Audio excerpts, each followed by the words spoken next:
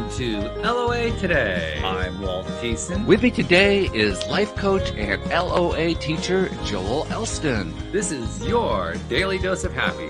We are so happy you decided to join us today. Joel, about a little over 50 years ago, closer to 60 years ago, Disney Corporation came out with a movie. Actually, there were a couple movies, but one movie in particular called The Parent Trap, starring a very young lady named Haley Mills. And it was remade into another version some 40 years after that. And it's a cute story. It's a great story about twins, identical twins who were separated at birth and find each other in a camp, and then they conspire together to try to get their parents together. So it's a really nice, heartwarming tale. But I thought of it because you had been posting after your what do we call it? Your hiatus from social media. You began posting again on Facebook, and you posted something about the interrelationship between parental behavior and the behavior of their children. And I thought to myself, well, that's kind of like the Parent Trap in reverse. So I figured I'd title today's episode The Parent Trap and kind of laid down the idea, well, what if it were not the kids who are trying to get the parents together? What if it were the parents trying to get the kids to do stuff? Oh, yeah.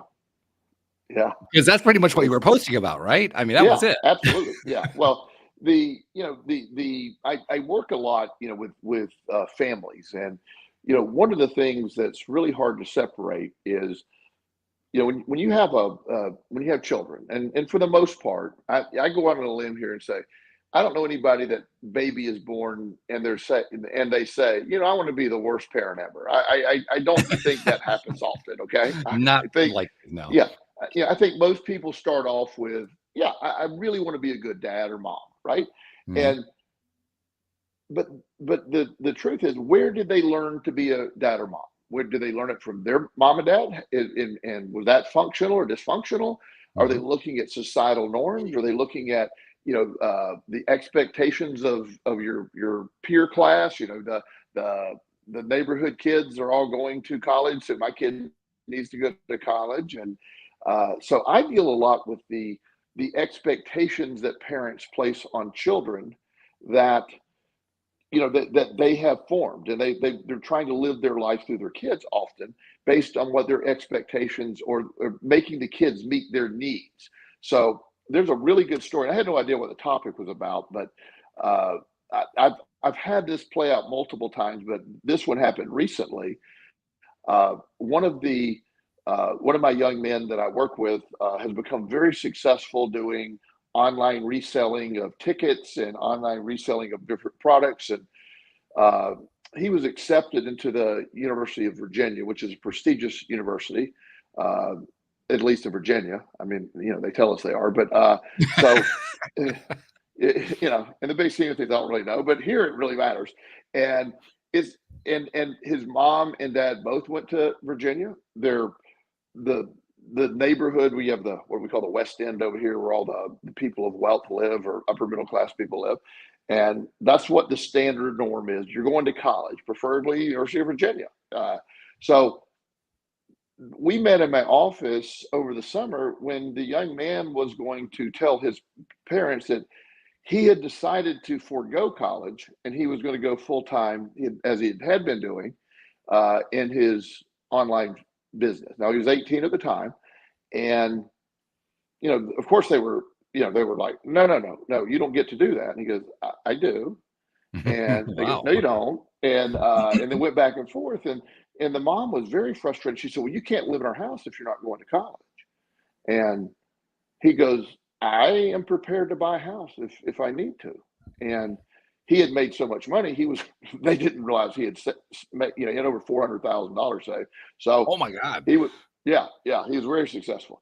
And when the dad realized how successful this business had been, the dad's like, well, we might want to, maybe we'll do this. And then, and the kid was really good. He said, Mom, Dad, I love you, and everything's great, but you're here as a courtesy for me to tell you I'm not going to college. So we can do this for a while, but you're not changing my mind.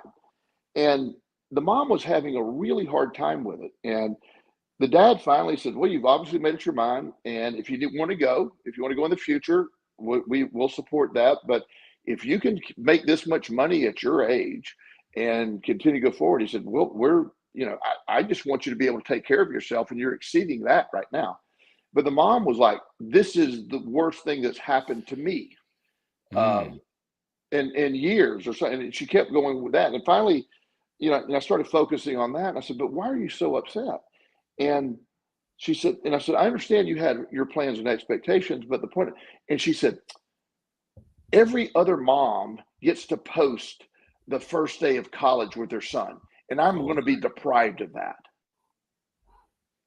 And I said, so what about your son? And she, but well, he doesn't want to go to college. And she eventually came around. She's not an evil woman, but she has this programming, that this expectation. So she was created this whole environment of what he was supposed to do. And, she said, well, he's just doing this online thing. He said, my so-and-so got a job with, Chase Bank, and so-and-so did this, and so-and-so with a big architect firm. And I go, well, yeah, they're going to make $100,000 a year, maybe in the beginning. And well, that's fine. Your son's with no cost of college is quadrupling what they're making. So I'm not, just making sure you understand. And she quickly realized, and she said, I need to talk to my therapist about this, because I didn't realize I'm projecting all of this on him, that Good for her. He's not upset. My husband's not upset. And somehow I'm devastated, and I have a very successful son. And, and anyway, it worked out really well. She later even called me and apologized. She said, we were caught off guard. And as I evaluated, I think that's a sound decision, and we support him completely. We're very proud of him. And she said, my ego was driving a lot of that. So this is a lot of what you're talking about. That's that reverse parent trap. When you're living, your children are here, and our task is to raise them and help them system, but also understanding your child is an individual on their own individual journey. So it's a hard time sometimes. Early, you got to deal with the early stuff. But as time goes on, you got to accept they're going to do what they're going to do. And that's a hard pill to swallow.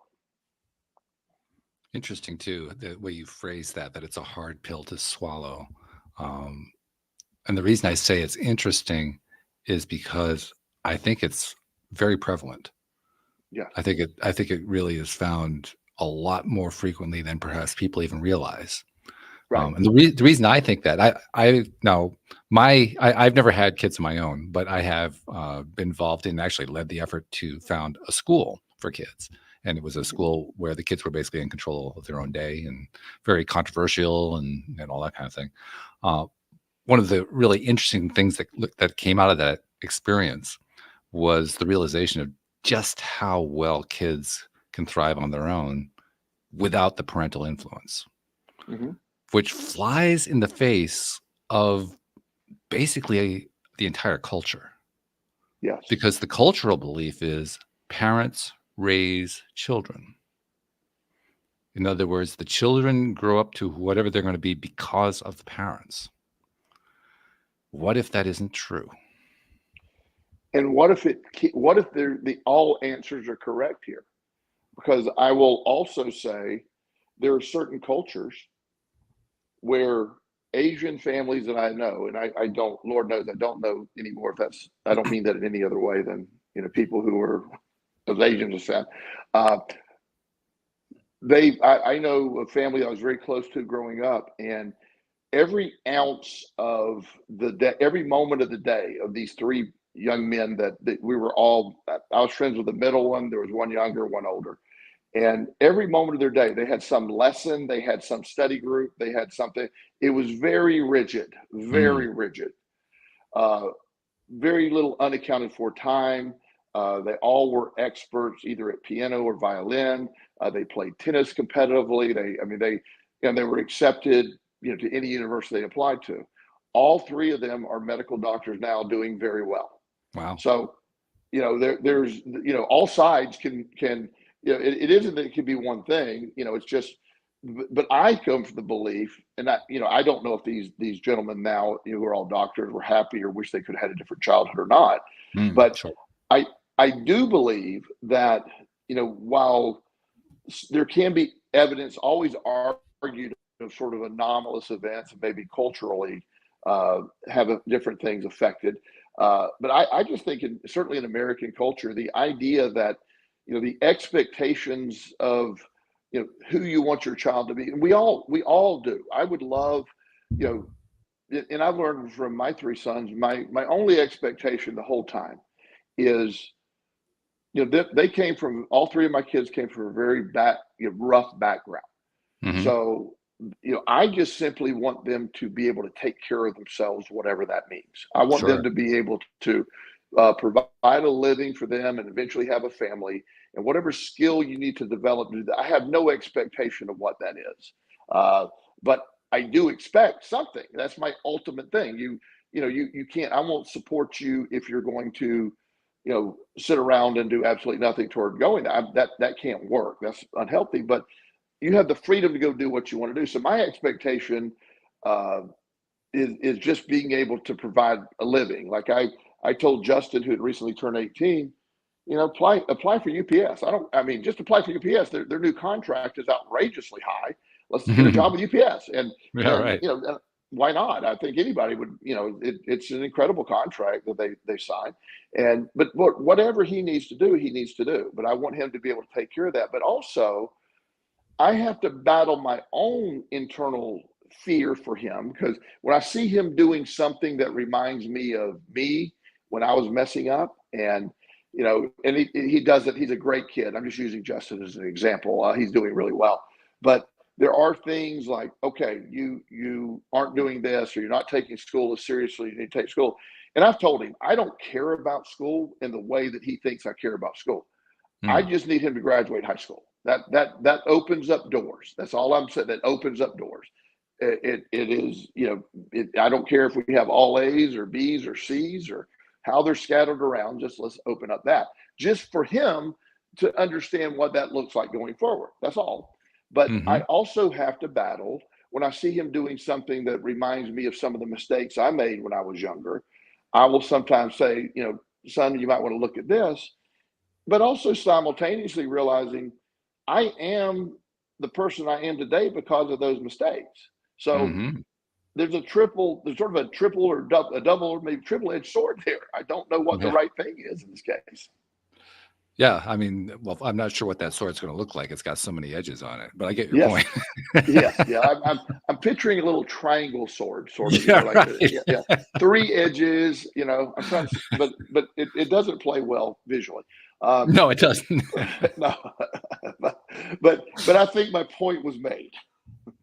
Yeah, definitely. And I agree with you. And by the way, what I said earlier, I don't mean to suggest that parents have no influence on what happens with their kids, because clearly they do.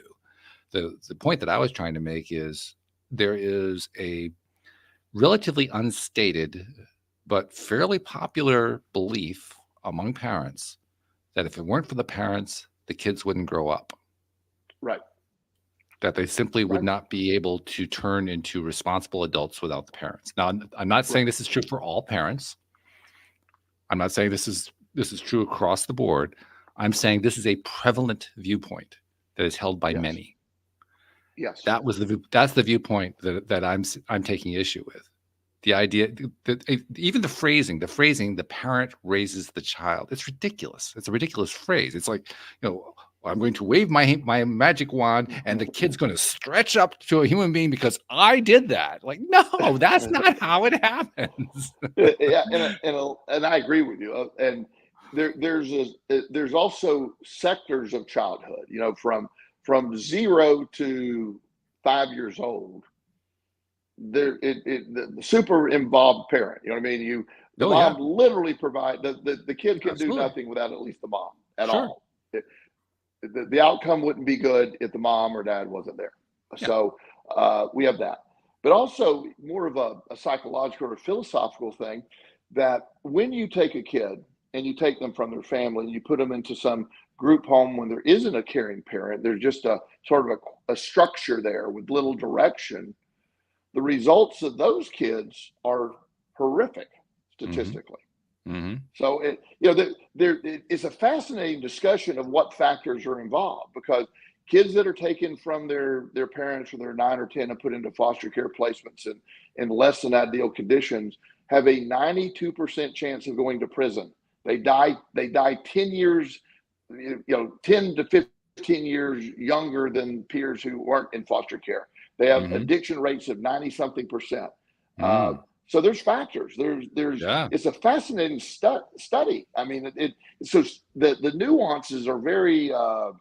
It opens my eyes. And again, I wasn't prepared for the topic tonight, which is not shocking. But the we don't idea that usually talk about it much beforehand. I don't know why we don't, but we don't. yeah, it works good. But as we're listening to it, because I can see, I just again see so many different factors with it, because there's a lot of evidence. It's like the evidence. One of our random discussions before the show is, is this placebo or not placebo effect happening right now? And I go, does it really matter? And you go, well, probably Yeah, right. not. And it's like, yeah, and it's like the answer could be many things. So yes, I agree that like kids given that certain launch, and then they're very resilient and they can sort of guide it themselves. But take away that loving two-parent family, one parent, the things, quality of stuff often gets reduced. No parent and put into foster care or group homes. It's just very predictable, very consistent over the last 30 years of research that very few escape that. Very few. And that actually makes sense to me. Of course, the thought that comes to my mind as you're describing that is, what is the environment that they end up in that is not the two loving parents situation? What is that environment made up of, and why is the environment the way it is? Yes. What is it about Yes. that environment? Because I mean, I also know, and I think you probably do too, we also know of stories of kids who have been in extraordinary situations. One of my favorites is it's an educational story. It comes from a guy who is an educator from India, who went into one of the poorest, most undeveloped sections of one of the large cities in India, and plugged a computer into the wall of a building on a street at kid level and connected it to the internet. It was in a neighborhood where nobody spoke English. The kids had almost nothing. They basically lived in the street every single day. They were about as poor as you could possibly be. They were pretty much left to their own devices by the parents who were trying to scrap out a living in whatever way they could. And he just plugged this computer in and left it there for a year. It was in English. They didn't know English. There were no instructions. There was no course to take. They didn't even have a school. There was no way for them to be taught how to use this computer. And yet he came back a year later and found that the kids themselves had figured out how to use the computer, taught each other how to speak English, how to write English, how to read English, how to use the internet, and had used the computer to turn it into the first local school in the area. And they were teaching each other. Yeah. They were teaching each other, and they did it without the parents. Yes. Clearly, the circumstances that the child is working within can play a positive or a negative role. So that's why I wonder what were the negative factors involved that led kids absolutely who are 92% likely to go to prison. What were those factors? How did those factors socially and culturally come about? Well, and that's the fascinating question. We did we've done one podcast on the growth mindset, the book written by Carol Dweck from Stanford, right. One of my favorite books. And she basically was asking the same questions we're asking. Like, okay, there's a group of kids that go through horrific conditions, and all unique, and the vast majority of them end up in really bad situations. Mm-hmm. But yet there's this small group, that become wildly successful, that just exceed all expectations. They just become multi-millionaires. They run companies, they do things, and what's the difference? And I think the answer sometimes, like when you're in the slums of India, and there is no expectation, there is nothing, everybody is dirt poor, there's just nothing going on. So there's really no expectations of anything. So they go and learn, and they do fine. I think when kids get into foster care system, there's an expectation of negative things. It's expected. Mm, It's a bad environment. yeah. It is. You're expected to go to prison. You're expected to be a screw up. You're taught to as you're a screw up. At least the kids in Right. India had none. I mean, and Right. I'm not saying they have a great life, but I think a lot of that comes into what the environment is, that sort of what it's dictating. And if you have action, I ended up at this halfway house, sober living home in Florida that I eventually ended up owning part of. Uh, and when I was there, everybody was done with me. I had no connection left. My family wasn't speaking to me for all the money I'd stolen. My Mhm. friends uh, either cut me off or I was too embarrassed to talk to them. The young lady that probably would have eventually been my fiance clearly wasn't speaking to me. So it was just Joel. There was nobody left. Right. And so the 4 or 5, 6 other guys in there, they realized pretty quickly, they all had their wives or their parents or their siblings or somebody checking on them, sending them letters, calling them, and I had nobody. Mm, And so they several of them sort of reached out to me and said, we're really sorry you're going through this and you don't have any support. And I'm like, yeah, and I noticed it. I'm the only one with no support. sure. And out of that group of 6 or 7 that started with me, all these years later, I'm the only one that stayed in recovery. And Mm, I believe having no one to recover for but myself was a good thing. I didn't mm, have the drama of a girlfriend or a fiance involved. I didn't have the expectations of my family and all that involved. I wasn't recovering for them. I had no choice. Do I want to live this way or not? And I recovered. And it's something that plays into this bigger topic. I mean, it's really fascinating when you look at that the answer to the question probably is what are the expectations in the environment? And sometimes no expectations is better than some or the wrong expectations. yeah, I think you've hit the nail on the head. I think that's exactly what it is. It's about the expectations of all the people involved, the expectations of the kids themselves, the expectations of the adults around them, the expectations of the people around them, not necessarily just adults. Could be friends, peers, brothers, sisters, all that kind of thing.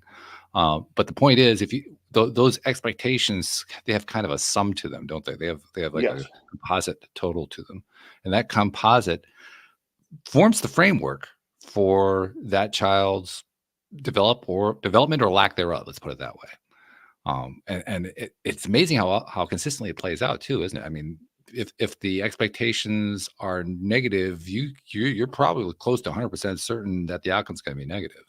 Yes. Well, and I shared examples over the years of various kids I've worked with that were living up to the expectation of being a foster care kid, and they were playing Mm. the role. They were acting like little assholes, and Yeah. and Hmm. they were raising hell in the classroom, and nobody, they were being treated by in return that way. They were gonna go fulfill that expectation of them. They were gonna drop out of high school. They're gonna end up homeless. They're gonna get arrested for selling drugs, and they're gonna go to jail and die young. They were on a path to do that. And one of the effective ways that I work with that population is I'd literally walk them through that. And I said, and people are expecting that to happen from you. And Mm. you're living that. You are literally living the expectation. All these people are expecting you to fail. And you're the poster child for this statistic if you continue to act this way. Or you can reverse it on them. You can say, well, I'm not going to play your game. I want to reverse what you're expecting. And the ones that we've talked about that have reversed that totally changed their lives. I mean, Mm. in fact, everybody around them totally flipped their expectation to, well, this kid can do anything. Wow. Mm. Yeah. It's amazing. It's Yeah. amazing. Exactly. So, I mean, if the topic is the parent trap, it's really the reverse parent trap. But Right. if the topic is the parent trap, is it a fair hypothesis to suggest that the expectations of a parent or even of any figure in a child's life, it doesn't really matter whether it's a parent. Obviously, a parent's going to have a greater influence than another person's going to have. But let's just limit it to parents for a moment. Is it fair to say that the expectations of a parent will play a significant role for the better or for the worse where the child's development is concerned. I think that I mean, I'm excited about the topic. I mean, I may do some more in-depth research of that. I think we're onto something in the Parent Trap that matters. The expectation, the lack of expectation, they're all different factors here. And you know, when you an expectation precludes the individuality of the child. So when a mom or dad has an expectation that this kid's going to do this, then that's going to you're precluding that. And I know here's a good example. So I have I know a lot of people, but I have this one of yes, one of you my do. yeah, I do. I know a lot of people like this. One of my neighbor's son, he hates individual sports. He's a great little athlete, but he's sort of a skateboarder kind of kid, or you know, he just doesn't like organized sports. Well, his dad was this everything athlete, and you know, so his expectation of his son is to play baseball, and the kid hates baseball, which shows he's smart. And you know, so our ongoing battle between the baseball fan and the football fan. Yeah, so I mean, the kid's pretty sharp, as you can tell by his. And so he, you know, but yet he plays baseball for his dad, but he's miserable at every baseball game. It's just, you know, the expectation of dad was, you know, and the dad's like, he's a good dad, but yet he's working through the expectations, or working through the idea, because our expectation a lot of times as parents can be ego driven. I want my kid to do well. I want my kid to, you know, it shows I'm a good dad if my kid is a good athlete. It's not a it reflects on me. Yeah, it reflects on me. And, you know, one of the things I learned a long time, and I jokingly said, you know, me being a single parent when TJ was about 12 and Chris was about 9, and you can imagine the chaos of a single dad with 2 boys that age. And, you know, and we'd come rolling into school, you know, usually late or crazy or something. It was always, you know, everything's cool.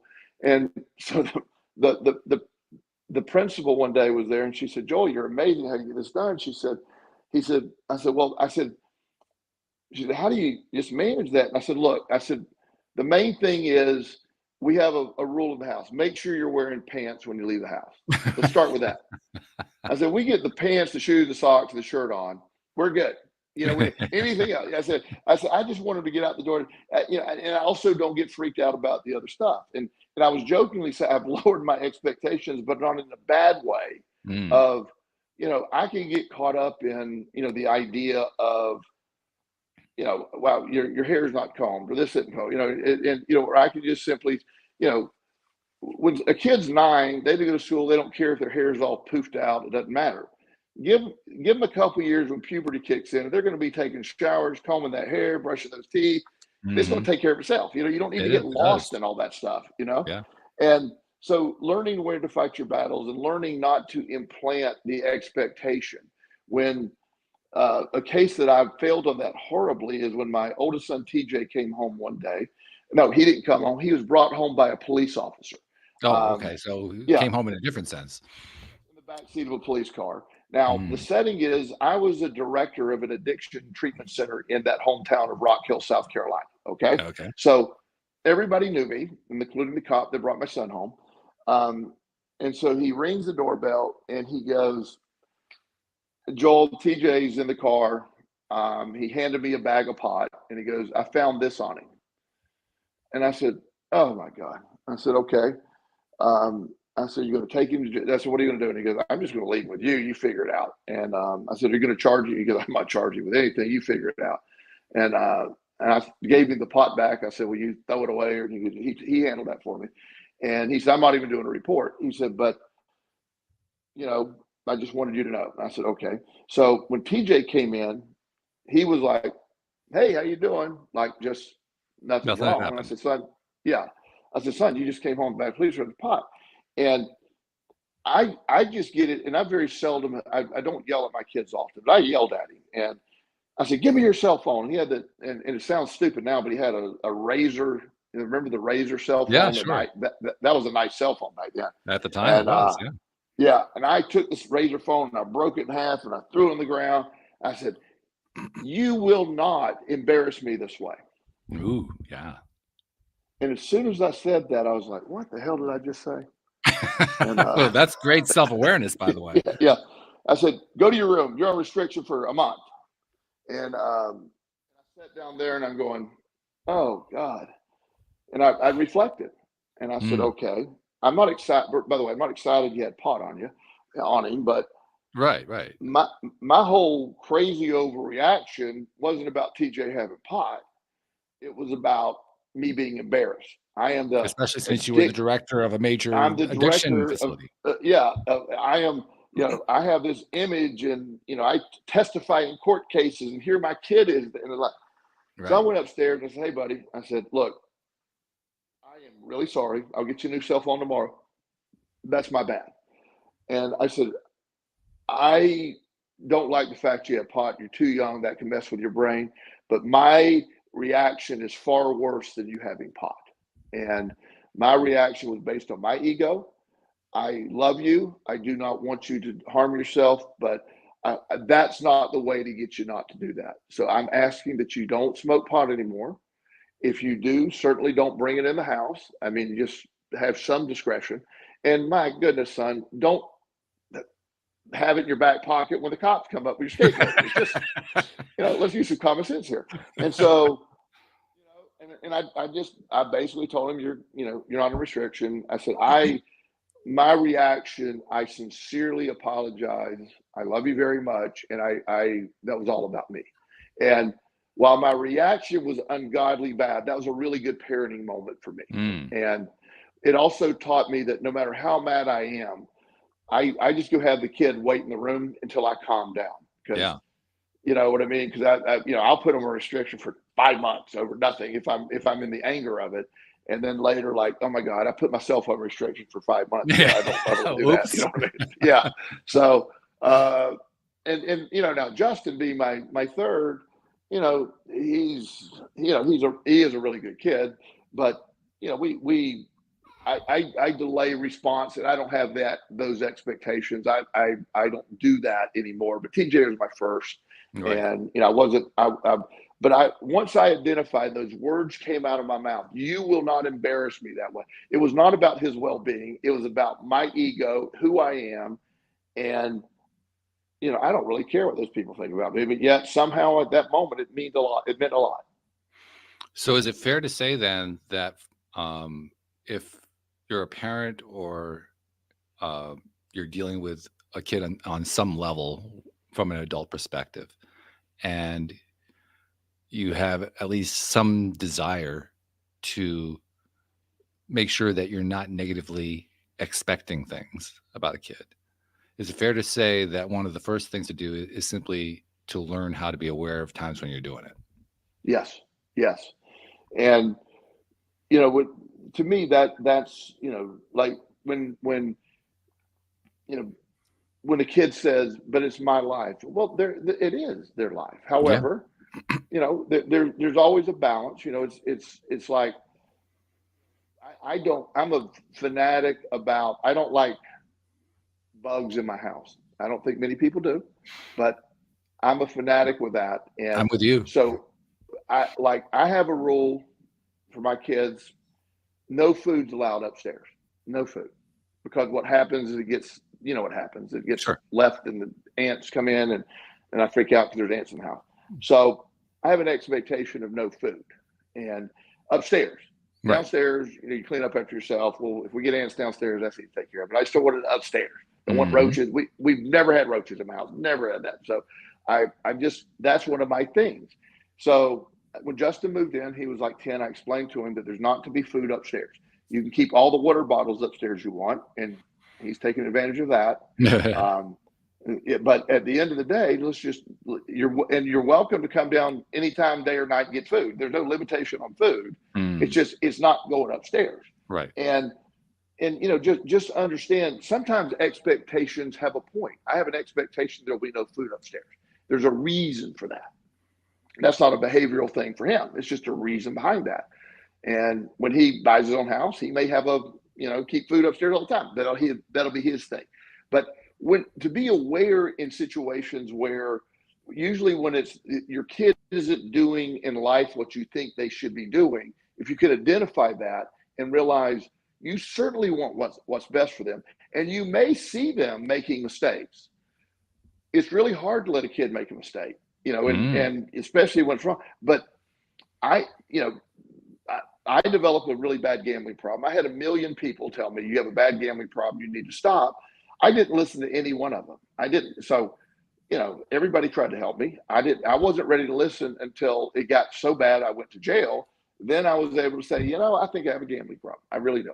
And that I was able to do that. So the balance of parenting is you have responsibility as parents to do certain things, but also evaluating what are your expectations based on your standards of life in general. What is you can make that be known, but forcing a kid against what they're going to do is never going to end well. They're going to end up winning anyway, especially as they get older. I mean, it's all graduated. When a kid's 5, they pretty much just do whatever mom says. It's like, they might talk back, but they'll do it. They don't have a lot of choice, but that puberty hits and they realize they have a voice. The word no becomes very powerful with a lot of testosterone. And, oh, yes. Yeah. And it becomes more frequent and it becomes more defiant. And if you're, by the way, with the estrogen too, it works with both sexes. It does. It does. A different mechanism, but maybe even more powerful in some level. But it certainly, as they go and realizing, the journey. When TJ was 13 or 14, he was sitting at the kitchen table and he was doing very well. I was so proud of him. He taught him and his teacher had taught him how to read. He got his grade. I mean, he was back to grade level on everything. I was so proud of him.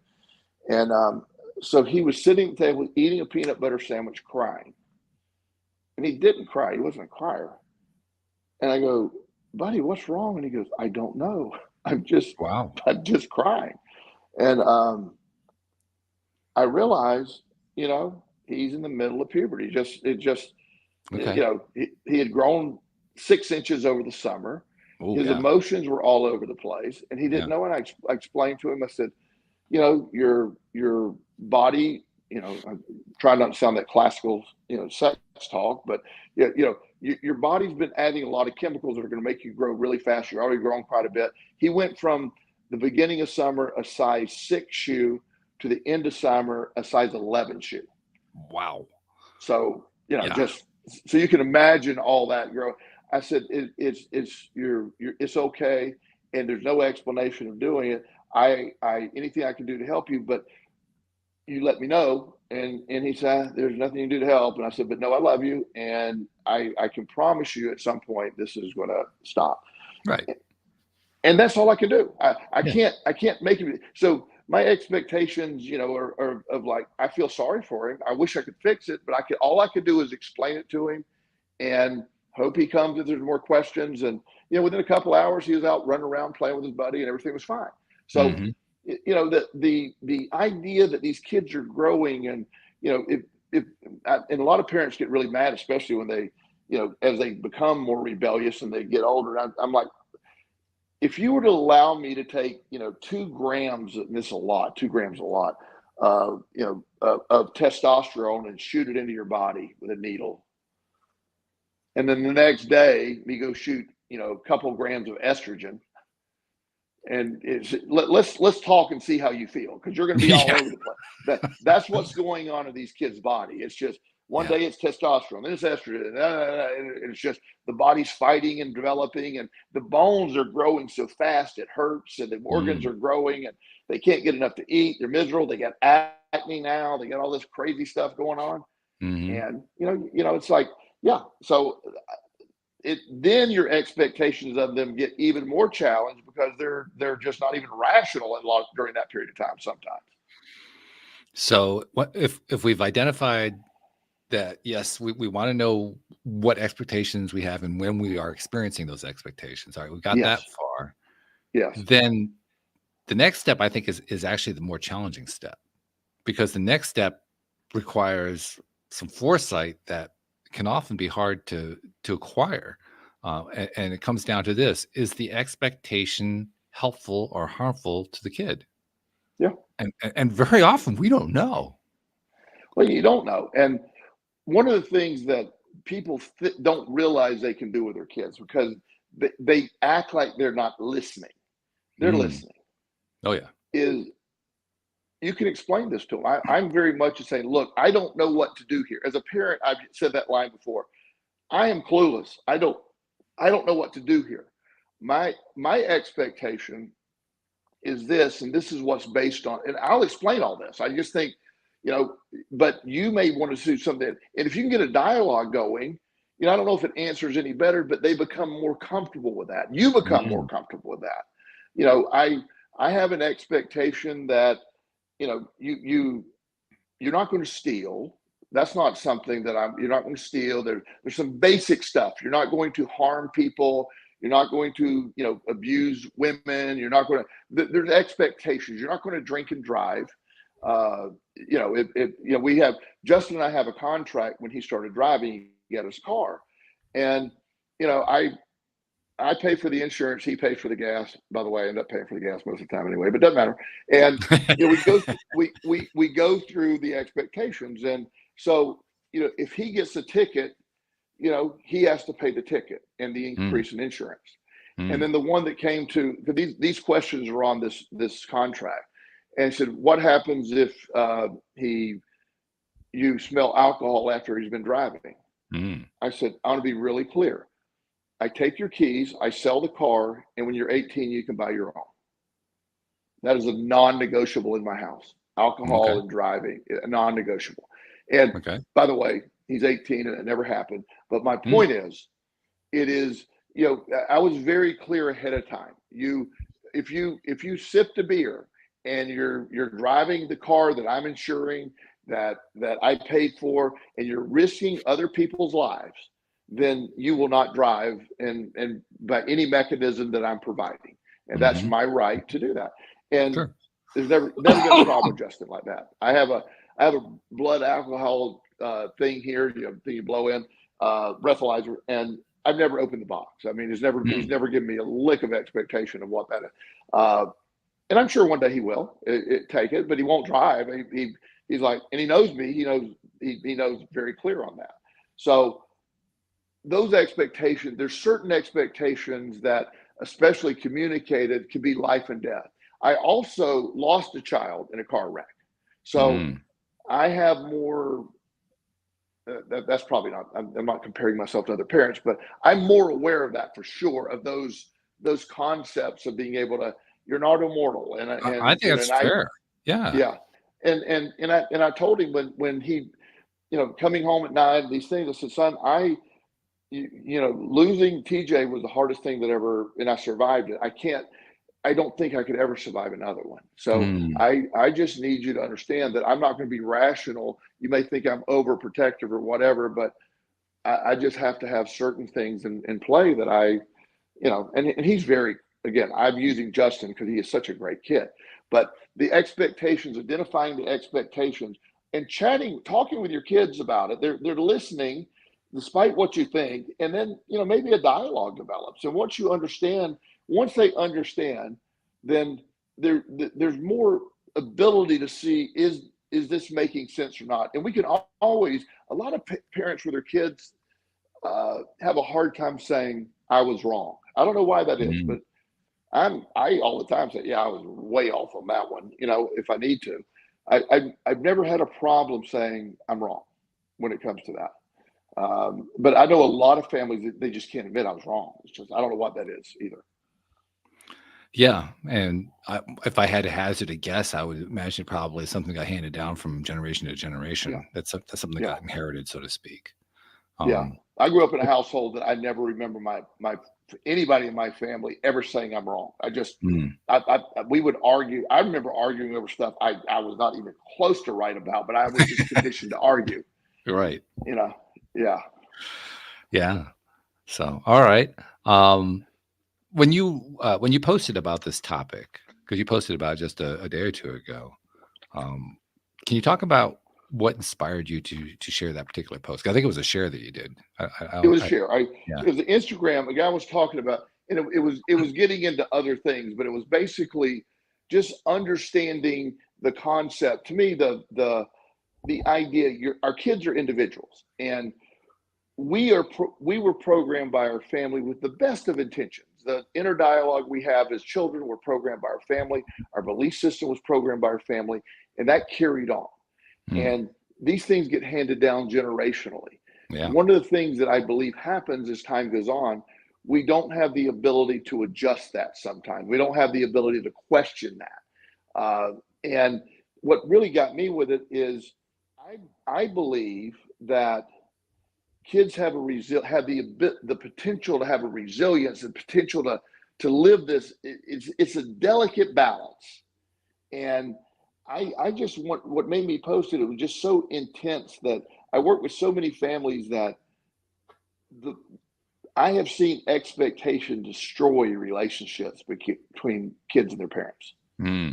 I've just seen that many times. And I think it's sort of the parent's job to realize that, I think. It's not the kid's job. It's like, where do you think the line is between an expectation panning out well and expectation destroying a relationship and even destroying the life of a kid? Not listening to the kid, probably. Not listening. Now, I'm not saying they're always right, but at least being able to hear an argument. At least being able to hear why they feel this way, why they, the young man that wants to, play the piano and wants to, do whatever. And no, you need to do this. You need to do that. This one's really good. This actually, one of my examples here fits perfectly. There's a lady that I was working with her son, and he's a great kid. I love this guy. He's a grown man now, but at the time he was 15, and her neighbor's son was doing coding for some company from home, and he was also 15. And they were paying him at the time like $100 an hour to do coding. It was crazy. Wow. And he was really good at it.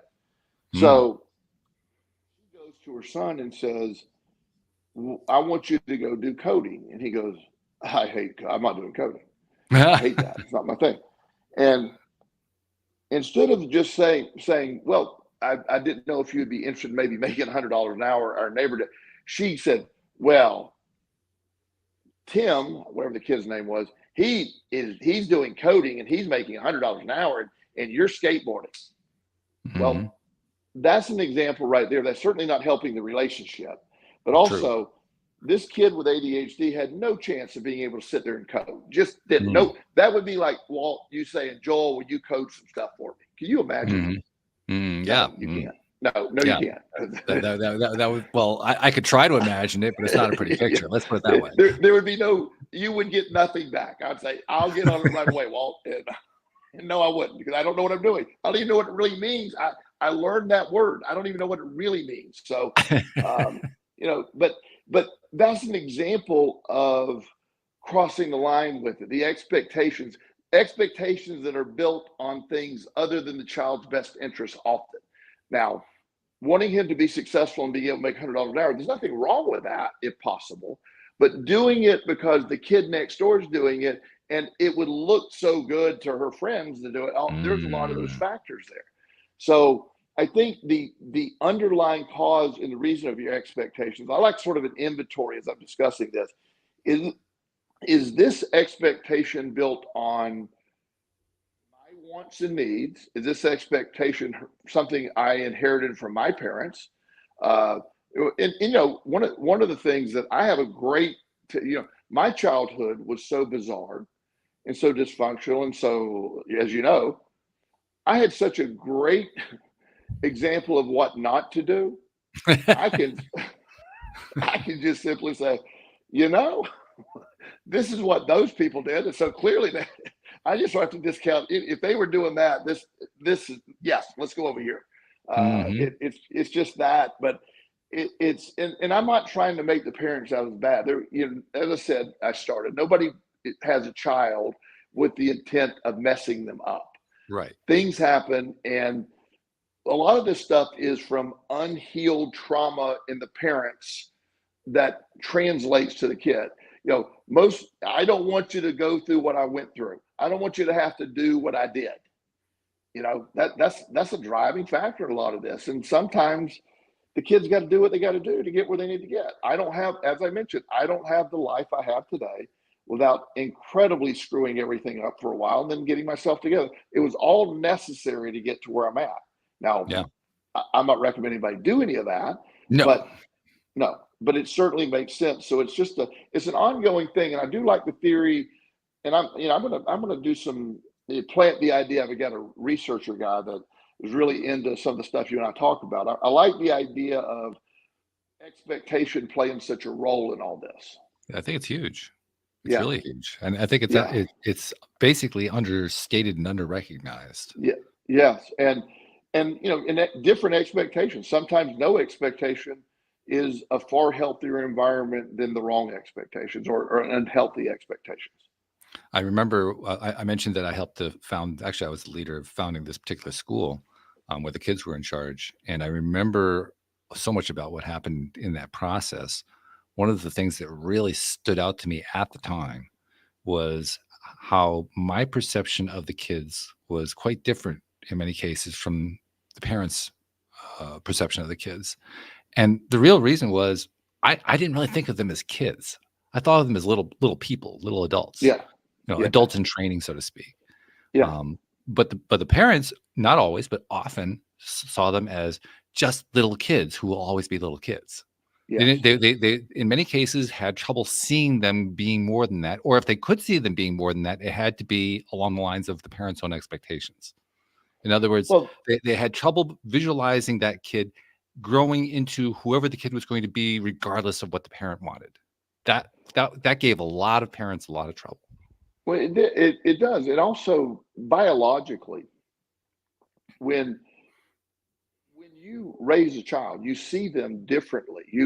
When I meet with, usually the youngest I meet with is about 10 or 11. Most of them are 14 and above.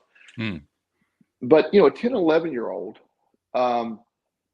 they're much more in depth. I know 10-year-olds that I work with and my neighbor who's 11 that I've known since he's been 4.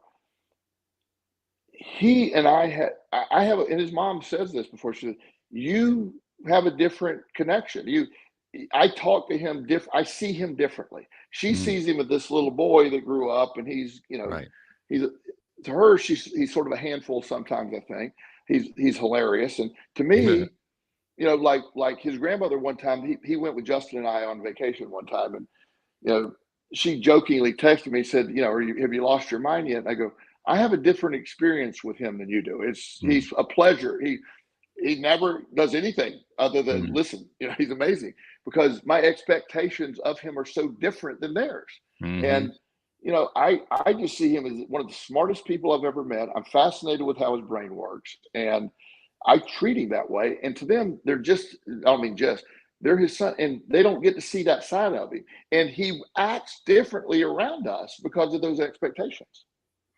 Well, that also raises a question in my mind, because you just described how you were able to appreciate a side of him that his parents didn't see. So the question in my mind is there anything that a parent can do in order to see their kids in a way they haven't seen them before? And that's a way to look at it. When you see, I mentioned TJ. TJ was my wild child. You never knew what TJ was going to do. I mean, he was always out there. So one time I met these people, neighbors, and I was at the pool where we lived in South Carolina. And the guy was talking. He goes, I told him, introduced myself, Joel Elston. He said, "Are you TJ's dad?" And I'm like, oh my God, what's about to come up? Because I was expecting, oh boy, here comes the TJ story. And he goes, he is the most polite child that's ever walked into my house. Wow. And I go, no, I'm TJ's dad, TJ Elston, not I don't know who was in your house, but it was not my son. Maybe you got the names mixed up. And it was am I kidding? I was flabbergasted that was, and he said, yeah, he's talking about you guys, have a house in Florida and you have this, and he talks to you. I mean, it was just this different image of all that, and a lot of people would tell me that, and TJ was able to do that. But I think one of the ways to answer your question is, first of all, try to see it through other people's eyes. Not you know all of your child's flaws. You know everything that they ever did wrong. You know how their insecurities. All this, but trying to step back from that and just watch how they operate. What are they really into? What are they really good at? And try to put a new set of eyes on them. And it's hard to let go of some of that stuff. But I've worked with allegedly some of the quote unquote worst kids ever. And I just have never, I just see them differently, and none of them ever act. I mean, they all treat me differently because I truly see them differently. Right. And we talked multiple times about the studies, repeated studies, starting in California, expectations, you convince the teachers that they're teaching a genius, and then the kids IQ. Yeah. That's happened, been repeated thousands of times, and it's that way. And so I really, my connection with young people is I speak to them as the person that I see them as. I speak to them as little people, as you're saying, like, what are they doing right? What are they, and I've spoken with kids that have done a lot of quote unquote wrong, but I can, most of the time, I can find that piece in them that nobody else is seeing, because the other stuff is overshadowing it so much. For your own kids, just trying to reset that filter, it's just trying to reset and see them and be sort of amazed, because your expectations of them are built of, well, when he was 2, he did this, or 3, he did that. And it's like, he's a different person now. I think we're kind of coming in the back door of something that is a really important point. I mean, you were expressing it in terms of how, as the parent, all the things that they did wrong. But to kind of flip that script around, I suggest even that a great way to see your kid differently is to focus on the things to appreciate about them. Absolutely. Because the first one is focusing on all the things that they did wrong, right? But they also did a lot of things right.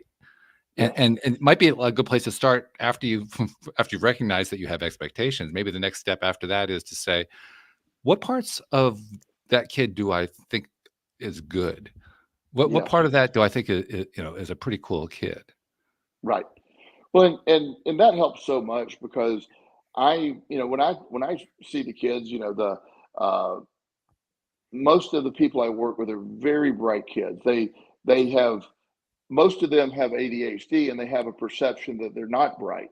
But when I'm able to convince them that they're very bright and they have ADHD, and it's not manifesting in the way the school sort of measures intelligence, but they're very smart. They're great at solving complex puzzles. On stuff they're interested in, they have a laser focus that nobody could match. When you have a hyper focus ADHD kid, they are on. Oh yeah. And when you look at that, because that negative dialogue that a lot of them have programmed from what they quote unquote were doing wrong. You never pay attention. You have sloppy handwriting. You have, it's like I have always had the worst handwriting I've always had, since I've been a little kid. I went handwriting specialist, and it's just, I've just got terrible handwriting. And now, since I don't write much now, I type or have somebody type stuff for me. So when I write a check, for example, on the rare occasion I have to write a check, I have to spend a lot of energy drawing my letters, because I hear you. Because I just don't, when I sign my name, it's just, that's all that is. But I've always had the expectation of bad handwriting, and I have always had bad handwriting, and at this point likely will continue to have bad handwriting, and it's just part of that programming. I don't know if I would have been challenging that, or I could have focused on that, but I was always told that, always had it, and reinforced it. It became a fact in my life.